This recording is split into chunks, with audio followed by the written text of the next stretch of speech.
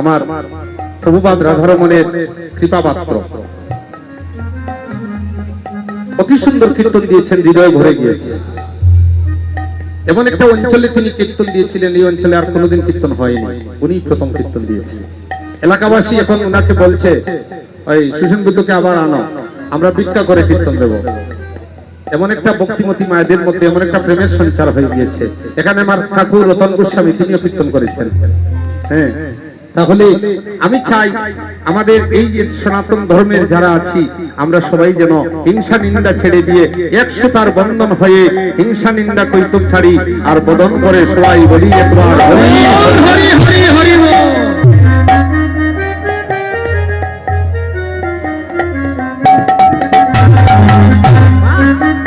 তারা খেলবে বলাইয়ের সঙ্গে, আর আমার ভাই আমার বাবা তারা খেলবেন খানাইয়ের সঙ্গে। দেখা যাক।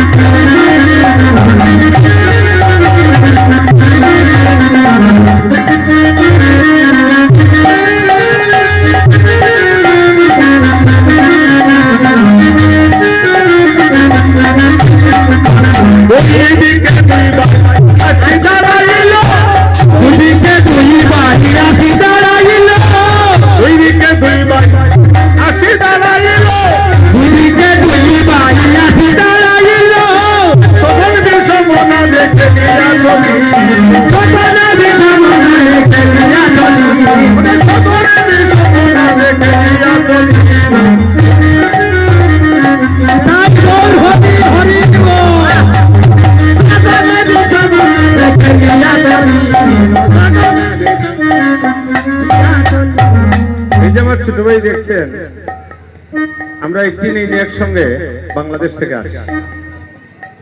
তো ওনার হয়তো পরিচয় আপনারা অনেকে জানেন না, কারণ গুণী মানুষ তার পরিচয় দিতে চায় না।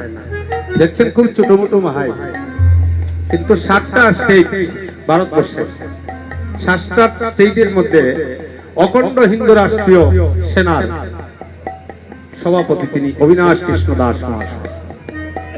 উনি প্রতিটি জায়গায় আমার সঙ্গে বাংলাদেশেও গিয়েছেন। উনি ধর্ম প্রচার, হরিনাম কীর্তন প্রচারের জন্য তিনি জায়গায় জায়গায় যান। উনি আজকে কানাইয়ের ভূমিকা নিচ্ছেন। এটা কিন্তু কানাই নয়, কানাইকে অনুসরণ করছি।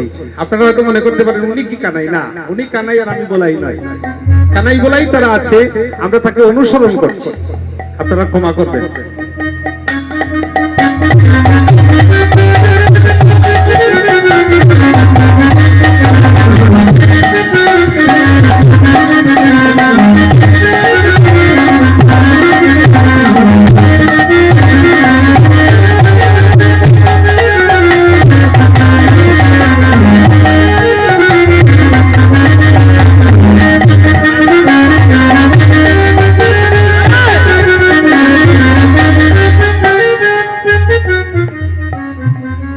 এই বাড়ির ভাগ্যবানরাও খুব মনের আকুতি নিয়ে কীর্তনকে সৃষ্টি করেছেন, আমার বিশেষ করে মানিক দা এবং রতন দা। তাই আপনারা ভক্তগণ উপস্থিত হয়েছেন। উনি কানাইয়ের ভূমিকা নিচ্ছেন। বলরাম দাসে বলে দেখিয়া বলো, বলরাম দাসে বলে দেখিয়া বলো,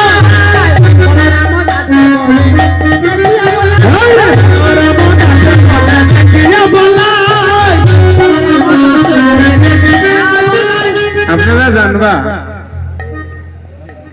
যে বেশি নাচানাচি করে কিন্তু হারিয়ে যায়।